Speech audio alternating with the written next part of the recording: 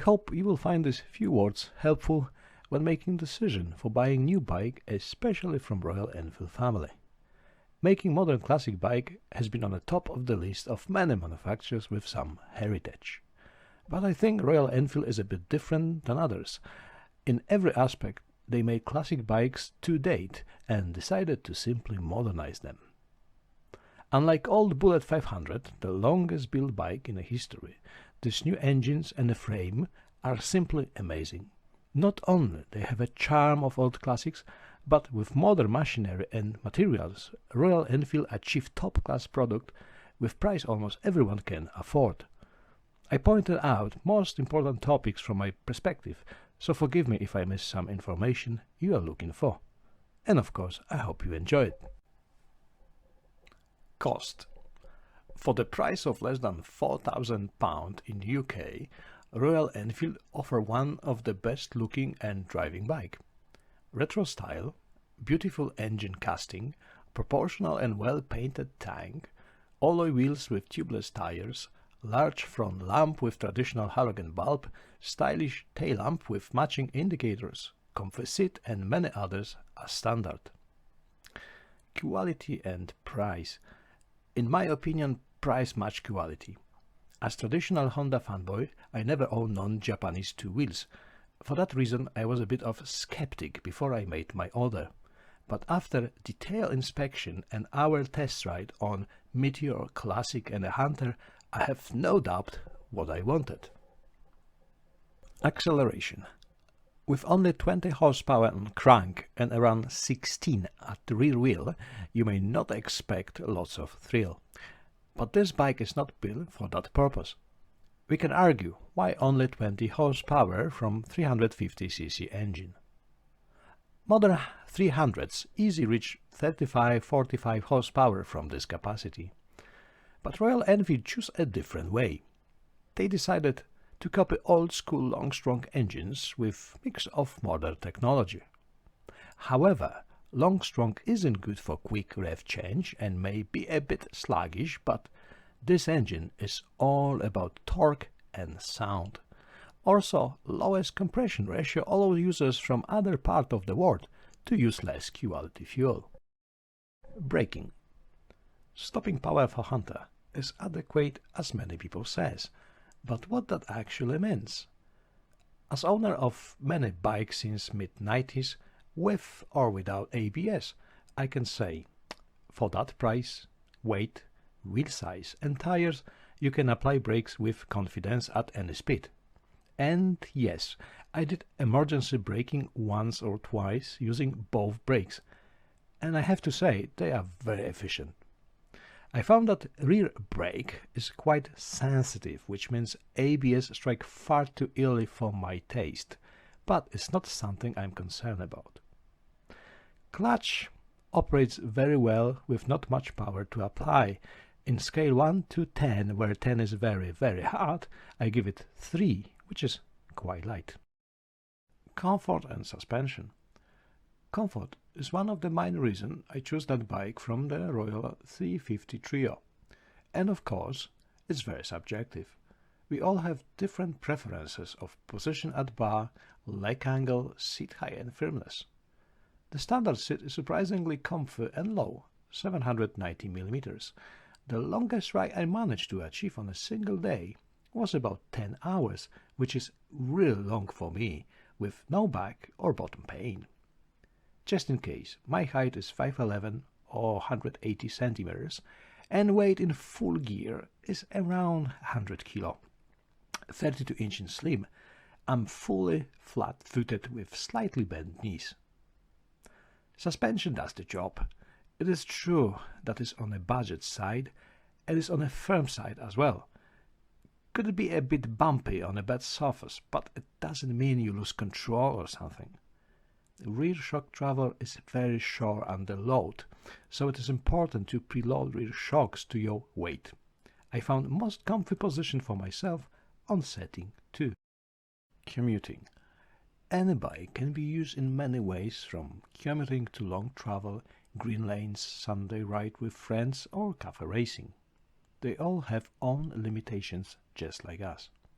For example, I am not doing off-road because of my back problems. I wish to have a lightweight bike for easy to move around. This one was made for me.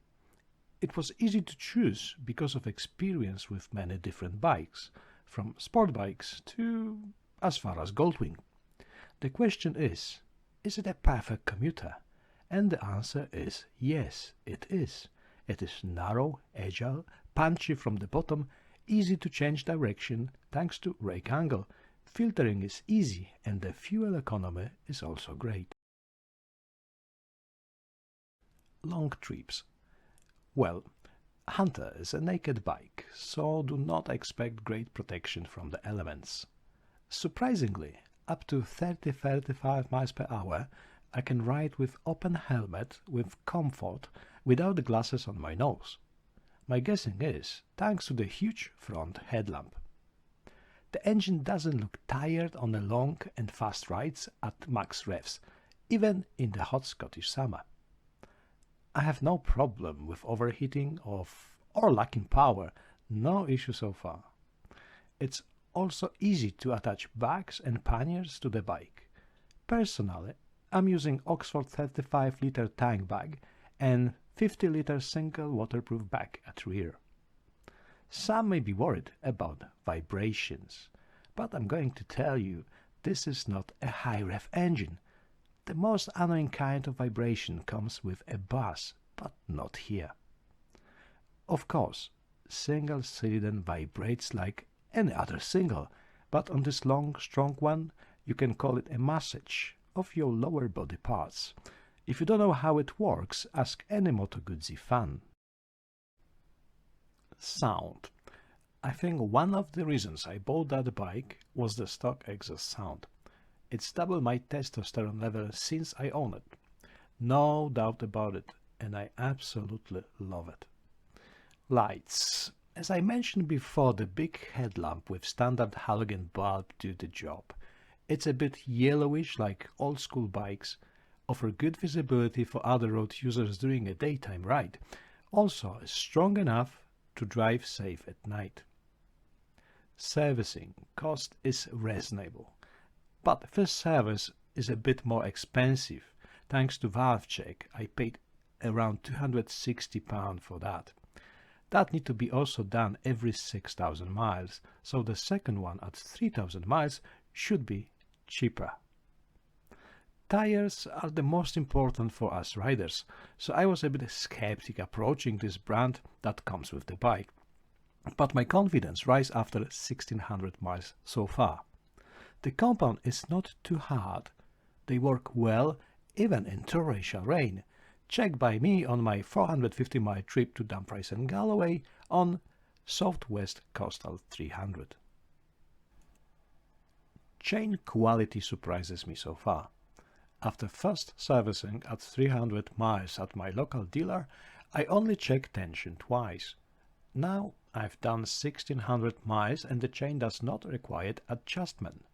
Of course, I lubricate chain regularly, usually every 200 miles. I'm using Ipon products. I did 2 upgrades so far.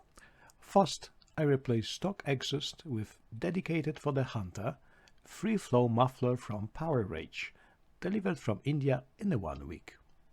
Great quality, simple swap takes 10 to 15 minutes, all hardware included, fully stainless steel. No gain on weight, it's heavy just like a stock one. Sounds amazing, giving deep, hard shaking feel. Don't be worried, baffle included makes it sound like stock one if desired. Second upgrade was dedicated to improving restricted airflow. Stock configuration comes with only 2 small slots, allowing air to pass through in a filter cover, probably because of modern Euro 5 emission standard. I decided to go for DNA product solution, but after checking on their website, difference in airflow through the stock and DNA filter, I found that benefit is only around 4%. Spending £100 to gain 4% in airflow is simply not worth it. So, where is the rest? My guess is the difference must be hiding in a filter cover, which was engineered with the idea of maximizing airflow. So, in summary, I only ordered filter cover that cost me around £39 including delivery from Hitchcock's. Difference? Yes, it is, and it's noticeable, especially mid-range, not the top speed, which is restricted. So, can I recommend this bike?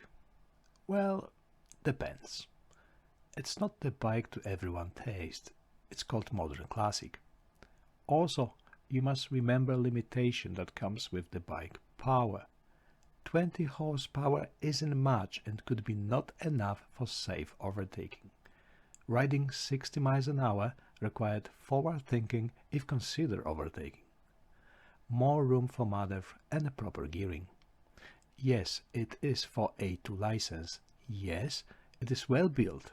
In my opinion, looks great and drive like a modern, well-engineered bike. Big thanks to people working on this project. The question is this bike for me?